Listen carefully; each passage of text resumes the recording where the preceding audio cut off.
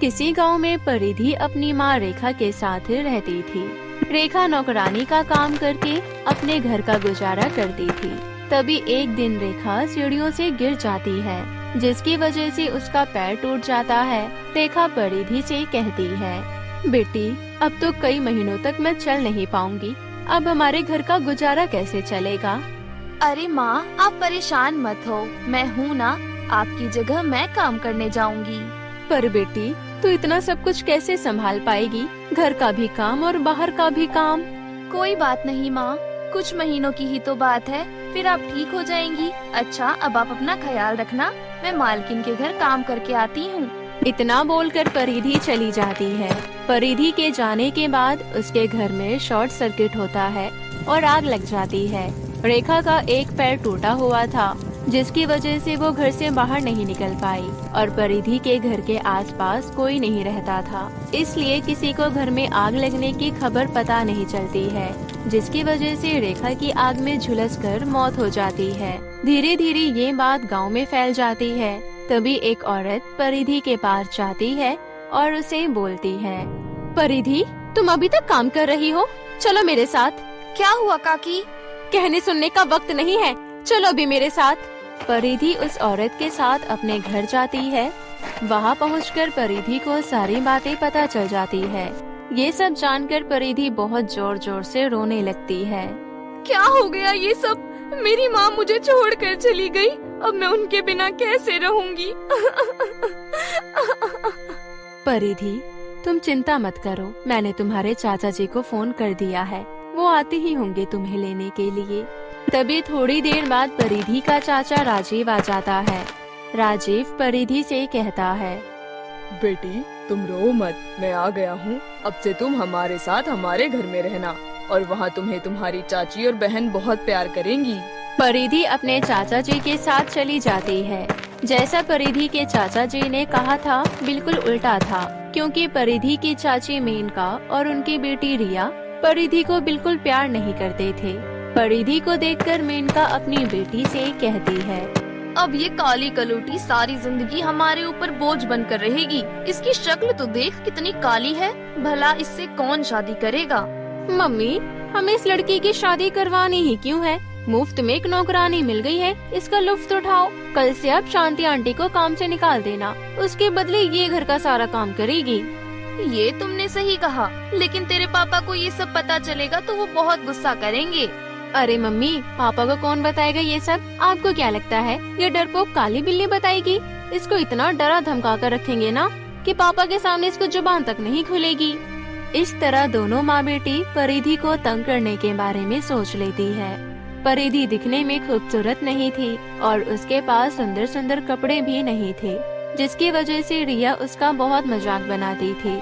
यहाँ तक कि दोनों माँ बेटी मिलकर परिधि को उसके चेहरे की वजह से ताने मारते रहते थे। रिया और मेनका घर के काम के साथ साथ परिधि से अपना पर्सनल काम भी करवाते थे। दोनों माँ बेटी परिधि को कितना भी तंग कर ले, लेकिन उसके चाचा उसे बहुत प्यार करते थे, जिसकी वजह से इतना सब कुछ अत्याचार होने के बाद भी परिधि चुपचाप सब कुछ सह लेती थी। एक दिन रिया मेनका से कहती है, माँ मेरी कॉलेज में फ्रेशर पार्टी है, इसलिए मैं तैयार होने जा रही हूँ। काली लड़की को बोल देना मेरे कमरे में नाश्ता लेकर आ जाए, और हाँ उसे बोल देना नाश्ते में मुझे आलू के पराठे चाहिए। ठीक है, जा तैयार हो, मैं अभी तेरे लिए नाश्ता भिजवाती हूँ। मेनका किचन में जाती है और परिधि को रिया के लिए नाश्ता ले जाने को कहती है। परिधि रिया के कमरे में नाश्ता रख देती है और उसे तैयार होते हुए देखने लगती है। तभी वहाँ पर मेनका आ जाती है और बोलती है, अरे काली बंदरिया, मेरी बेटी को तैयार होते हुए क्यों देख रही है? काली नजर लगाएगी क्या? सारे काम छोड़कर यहाँ मेरी बेटी को घूर रही है, जा काम कर। चाची मैंने घर के सारे काम कर दिए हैं। अच्छा, तो छत पर कपड़े रखे हैं उसे कौन लाएगा? रिया कॉलेज की फ्रेशर पार्टी में जा रही है और मैं अपनी किटी पार्टी में, इसलिए हम दोनों के लिए खाना बनाने की कोई जरूरत नहीं है।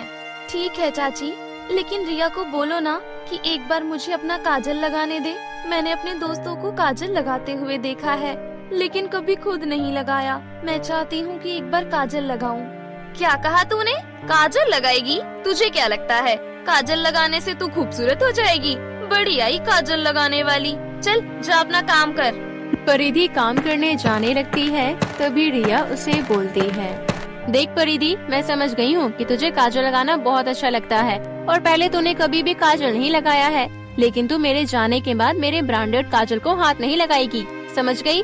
अगर मुझे पता चला कि तूने मेरे काजल को हाथ लगाया तो मैं तुझे छोड़ूंगी नहीं। थोड़ी देर बाद दोनों माँ बेटी अपनी अपनी पार्टी में चली जाती है।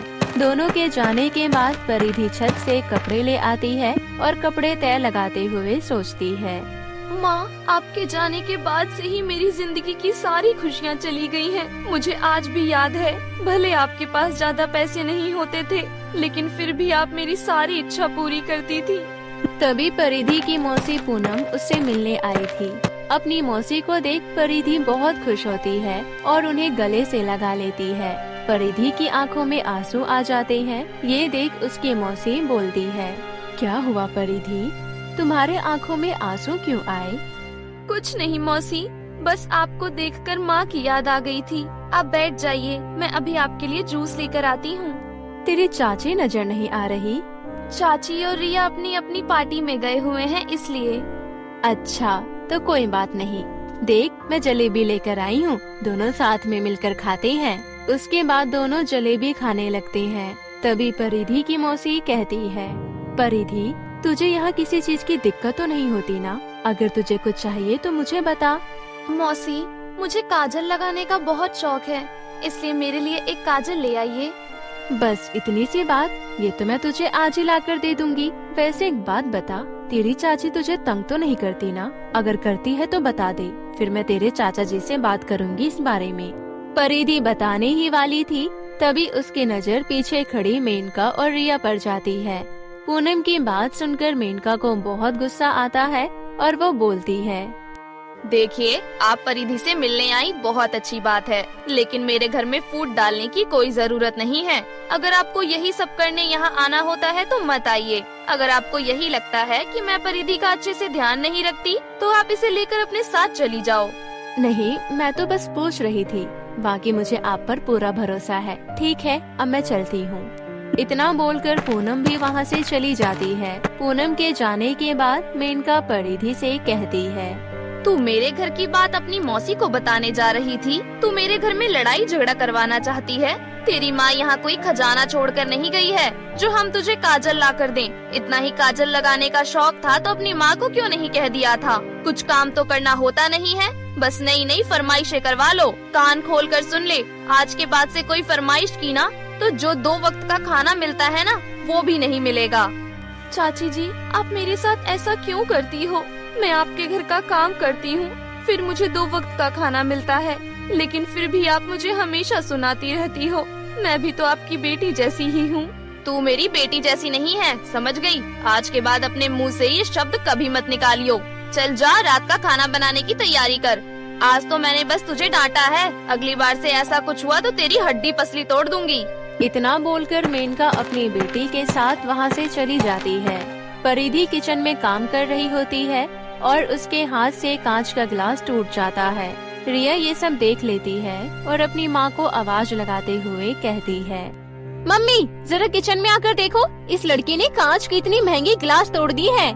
मेनका गुस्से से किचन में आती है और बोलती है, डायन मनहूस काली बंदरिया, ये कांच के गिलास तेरी मरी हुई माँ रख कर गई थी या तेरा बाप छोड़ कर गया था?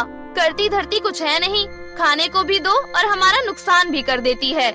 मुझे माफ कर दीजिए चाची जी, आगे से ध्यान रखूंगी। तेरे ये बोलने से मेरी इतनी महंगी कांच की गिलास वापस आ जाएगी क्या? ये कांच के गिलास का सेट मुझे मेरे मायके वालों ने दिया था और तूने इसे तोड़ डाला। आज तुझे खाना नहीं मिलेगा। जब पेट में आग लगेगी ना, तब गलतियाँ करना छोड़ेगी। नहीं चाची जी, आप मुझे खाना दे दीजिए, आगे से मैं पक्का ध्यान रखूंगी। निकम्मी हो गई है तू, इसलिए तुझे सजा देना जरूरी है। इतना बोलकर मेनका वहाँ से चली जाती है। परिधि सारा काम खत्म कर लेती है, लेकिन उस दिन रात में उसे खाना नहीं मिलता है, इसलिए वो घर के बाहर पेड़ के नीचे बैठकर रोने लगती है। माँ, मुझे आपकी बहुत याद आ रही है, अब मुझसे ये सब सहन नहीं हो रहा है। तभी वहाँ से रानी परी गुजर रही होती है और वो परिधि को रोते हुए देख लेती है। रानी परी को देखकर परिधि डर जाती है। अरे डरो मत, मैं रानी परी हूँ और मैं तुम्हें कोई नुकसान नहीं पहुँचाऊंगी। अच्छा, लेकिन आप यहाँ कैसे? पहाड़ों पर एक बहुत खतरनाक डायन रहती थी, जिसकी वजह से परी देश की परियां बहुत परेशान रहती थी। इसलिए मैं यहाँ से उसका खात्मा करके अपनी परी देश वापस लौट रही थी। मैंने तुम्हें रोते हुए देखा, इसलिए यहाँ रुक गई। बताओ बेटी, तुम क्यों रो रही थी? रानी परी, 6 महीने पहले आग में झुलस जाने की वजह से मेरी माँ की मौत हो गई है, जिसके बाद से मैं अपने चाचा चाची के साथ रहती हूँ। मेरे चाचा तो बहुत अच्छे हैं, लेकिन मेरी चाची और उनकी बेटी बहुत बुरी हैं। एक तो मेरे से घर का सारा काम करवाती हैं, ऊपर से मेरे काले रंग का मजाक भी बनाती हैं। उन्हें लगता है कि मैं काली हूँ और मेरी शादी कभी नहीं होगी, इसलिए मुझे बोझ समझते हैं और हमेशा मुझे ताने मारते रहते हैं। तुम उनकी वजह से क्यों रो रही हो? बुरे लोगों को उनके कर्मों की सजा जरूर मिलती है और इसमें मैं तुम्हारी मदद जरूर करूँगी। आप तो परी देश में रहती हो, फिर मेरी मदद कैसे कर पाओगी? तुम इस बात की चिंता मत करो। ये देखो, मैं तुम्हारे लिए 2 जादुई काजल लेकर आई हूँ। सबसे पहले तुम इस पहले वाले काजल का इस्तेमाल करो, तब देखना इसका कमाल। रानी परी के कहने पर परिधि पहले वाले डिब्बे का काजल अपने आँखों में लगाती है। उसके बाद परिधि दिखने में परियों की तरह ही खूबसूरत हो जाती है और उसके मैले कुचले कपड़े सुंदर सी फ्रॉक में बदल जाते हैं। सच में ये काजल लगाकर तो मैं बहुत खूबसूरत हो गई हूँ। ये दूसरा वाला काजल तुम्हारी सारी इच्छा पूरी करेगी। तुम जो चाहो, जितना चाहो, सब इससे मांग सकती हो। आपका बहुत बहुत धन्यवाद रानी परी जी, सच में आपने तो मेरी सारी समस्या ही दूर कर दी। अब मैं चलती हूँ, लेकिन तुम अपना अच्छे से ख्याल रखना। उसके बाद रानी परी वहाँ से चली जाती है। परिधि दूसरे काजल के डब्बे से बोलती है, जादुई काजल, मुझे बहुत सारे पैसे दे दो, जिससे मैं अपना खुद का घर ले सकूं और हमेशा ये घर छोड़कर चली जाऊं। तभी दूसरा काजल वहाँ बहुत सारे पैसे प्रकट कर देती है। परिधि सारे पैसे बैग में रख लेती है और थोड़ी देर बाद अपना सामान भी पैक कर लेती है। अपना सारा सामान पैक करके परिधि अपने कमरे से बाहर निकलती है और अपनी चाची से कहती है, चाची, आप यही चाहती थी ना कि मैं यहाँ ना रहूं, इसलिए मैं यहाँ से हमेशा के लिए जा रही हूँ। लेकिन तू यहाँ से कहाँ जाएगी? तेरे पास रहने की कोई जगह है क्या? देखो तो माँ, ये काली बंदरिया कितनी खूबसूरत हो गई है, लेकिन ये सब कैसे हुआ? और अब ये घर से जाने की बात भी कर रही है। तभी रिया की नजर काजल के दोनों डिब्बों पर जाती है। रिया समझ जाती है कि ये सब इसी का कमाल है। रिया परिधि से पहले वाला काजल का डब्बा छीन लेती है और खुद लगा लेती है। काजल लगाते ही रिया काली हो जाती है और उसके चेहरे के साथ साथ पूरे शरीर में बड़े बड़े दाने हो जाते हैं। अपना ये रूप देख रिया जोर जोर से रोने लगती है और उसके साथ साथ मेनका भी रोने लगती है। परिधि रिया के हाथों से अपने दोनों काजल के डिब्बे ले लेती है और वहाँ से हमेशा के लिए चली जाती है। काजल के डिब्बों से दिए हुए पैसों से परिधि उसी वक्त अपना खुद का एक घर ले लेती है और उस दिन से अकेले रानी परी के जादुई दोनों काजल के साथ हंसी खुशी रहने लगती है। तो दोस्तों, अगर आपको हमारी ये कहानी अच्छी लगी हो तो हमारे चैनल विनी टीवी को अभी सब्सक्राइब। नेहा शीशे के सामने बैठकर बाल बना रही होती है। नेहा, मुझे कंघा देना। नेहा सुमन की बातों को अनदेखा कर देती है और अपने बाल बनाती रहती है। नेहा, प्लीज कंघा दे दो ना। नेहा एक बार फिर सुमन को इग्नोर कर देती है, जिस पर सुमन नेहा के कंधे पर हाथ रखती है। नेहा जल्दी से सुमन का हाथ अपने कंधे पर से झटकते हुए कहती है, तेरी हिम्मत कैसे हुई मुझे छूने की? तुझे पापा ने कहा है ना मुझे हाथ मत लगाए कर, वरना मैं भी तेरी तरह सांवली हो जाऊंगी। अपनी बेटियों के चिल्लाने की आवाज सुनकर राकेश वहाँ पर आता है। नेहा राकेश को सारी बात बताती है, जिस पर राकेश सुमन पर चिल्लाते हुए कहता है, तुझे मैंने कितनी बार कहा है मेरी फूल जैसी बेटी से दूर रहा कर, वरना इसकी चांद जैसी खूबसूरती पर तेरे सावलेपन का दाग लग जाएगा। ऐसा कहकर राकेश नेहा को थप्पड़ लगा देता है। नेहा आंखों में आंसू लिए वहाँ से चली जाती है। राकेश की 2 बेटियां थी, नेहा और सुमन। नेहा दिखने में बहुत ही सुंदर थी। उसका रंग गोरा चिट्टा, नया नक्श सटीक, देखने में वो बहुत ही खूबसूरत लगती थी। वहीं दूसरी ओर सुमन इसके बिल्कुल विपरीत थी। उसका रंग बहुत ही सांवला था। राकेश और उसकी पत्नी गीता बहुत ही गोरे चिट्टे थे, इसलिए राकेश को अपनी बेटी सुमन बिल्कुल पसंद नहीं थी।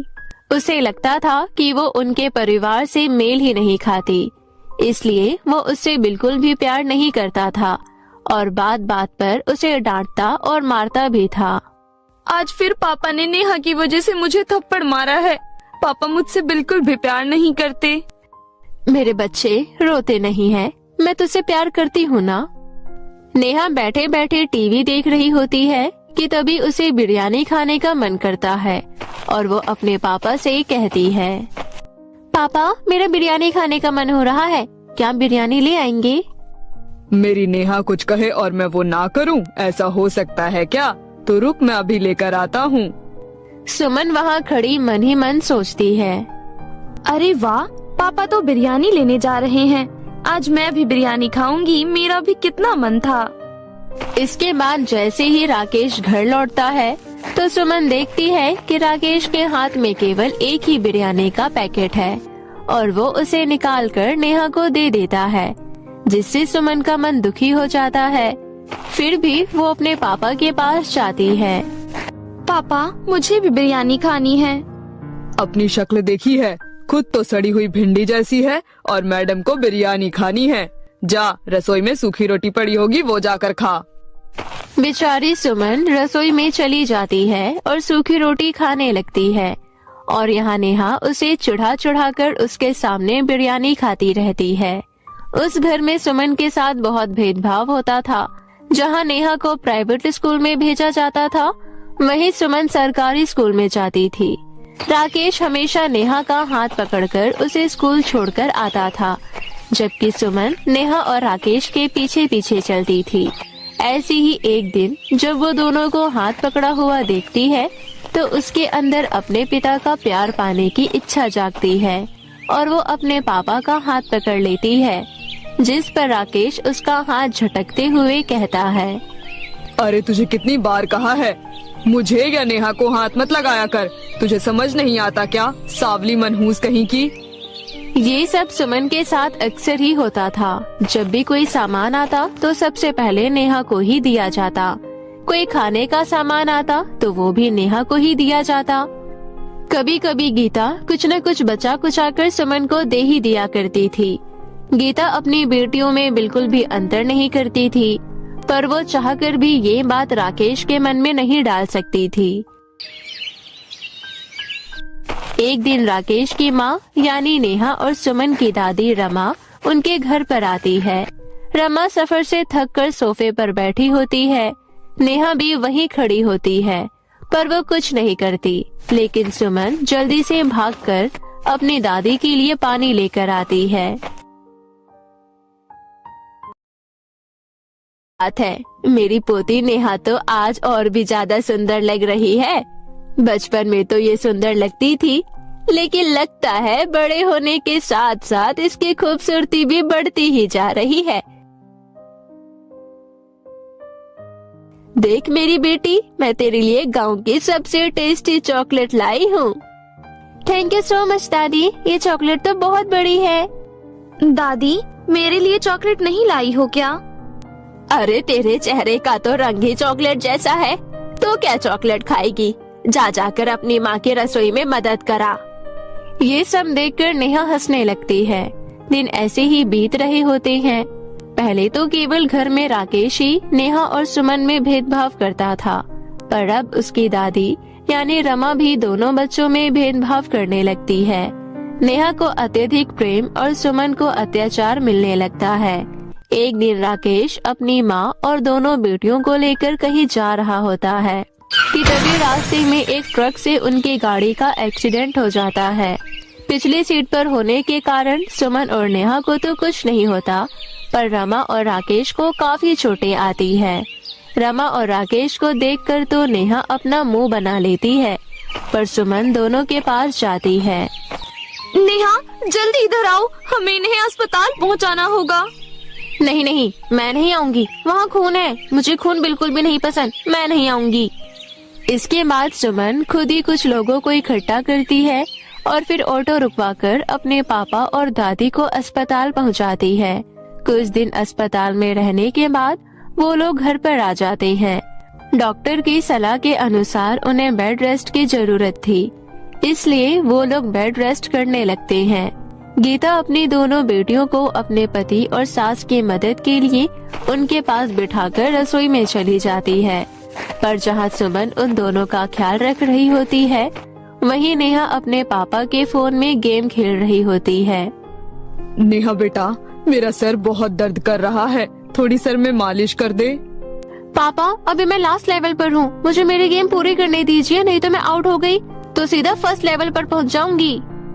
पापा, आप चिंता मत कीजिए, मैं माँ से तेल गरम करवा कर लाती हूँ और आपके सर की मालिश कर देती हूँ। उससे आपका सर का दर्द चुटकियों में गायब हो जाएगा। इसके बाद सुमन हल्के गुनगुने तेल से अपने पिता के सर में अच्छे से मालिश करती है, जिससे राकेश का सर दर्द पूरे तरीके से गायब हो जाता है। अगले दिन गीता रुई और पानी से भरे बर्तन को नेहा को देते हुए कहती है, बेटा नेहा, डॉक्टर ने इन दोनों के जख्मों को रोज साफ करने के लिए कहा है। तुम इस पानी और रुई की मदद से इनके जख्म साफ कर दो, जब तक मैं इन दोनों के लिए खिचड़ी बना देती हूँ। माँ, जख्म तो दिखने में बहुत ही गंदे होते हैं, नहीं, मैं नहीं कर सकती ये। कोई नहीं माँ, आप ये पानी और रुई यहीं रख दो, मैं दादी और पापा के जख्म साफ कर दूंगी और उन पर फिर दवा भी लगा दूंगी, इससे दोनों को आराम मिलेगा। इसके बाद सुमन राकेश और रमा दोनों के घाव साफ करके उन पर दवा लगा देती है। फिर अगले दिन नेहा राकेश के पास आती है और कहती है, पापा, मुझे पैसे चाहिए, मुझे चॉकलेट खरीदनी है। बेटा, मैं इतने दिन से बेड पर हूँ, काम पर नहीं जा रहा हूँ, ऊपर से दवाइयों का खर्चा भी हो रहा है। ऐसे समय में मैं तुझे पैसे कहाँ से दूँ? क्या पापा, आप भी कैसे पापा हो, मुझे एक चॉकलेट तक नहीं दिला सकते, मुझे पैसे चाहिए बस। नेहा पैसे लेकर ही मानती है। सुमन भी वहीं खड़ी होती है। सुमन को देखकर राकेश कहता है, बेटा, तुझे भी चॉकलेट चाहिए? नहीं पापा, आप दोनों जल्दी से ठीक हो जाओ, मैं बस यही चाहती हूँ। आज उस बिस्तर पर असहाय लेटे हुए राकेश और रमा दोनों को ही अपने किए पर पछतावा हो रहा था। उन्हें अब पता चल चुका था कि बाहरी सुंदरता मायने नहीं रखती, अगर कुछ मायने रखता है तो वो इंसान के अंदर की सुंदरता। फिर धीरे धीरे सुमन की सेवा से उसकी दादी और राकेश बिल्कुल ठीक हो जाते हैं और वो सुमन से उसके और नेहा के बीच भेदभाव करने के लिए माफी मांगकर उसे गले लगा लेते हैं। जिसके बाद रमा सुमन को एक बड़ी सी चॉकलेट देती है। सुमन उस चॉकलेट का आधा हिस्सा नेहा को दे देती है। मुझे माफ कर दो सुमन, मैंने तुम्हें कभी कुछ नहीं दिया, हमेशा तुम्हें चढ़ाया, तुम्हारे साथ बुरा व्यवहार किया, फिर भी तुम मुझे अपना हिस्सा दे रही हो। माफी मांगने की कोई जरूरत नहीं है मेरी बहन, मैंने तुम्हें माफ कर दिया है। बस मैं तो चाहती हूँ कि सब मुझसे प्यार करें और मुझे कुछ नहीं चाहिए। सुमन की ये इच्छा उसके अच्छे व्यवहार की वजह से पूरी हो जाती है। अब पूरा परिवार उसे प्यार करने लगता है और सब हंसी खुशी एक साथ रहने लगते हैं। तो मेरे प्यारे दोस्तों, अगर आपको हमारी ये कहानी अच्छी लगी हो तो हमारे चैनल को अभी सब्सक्राइब कर लें।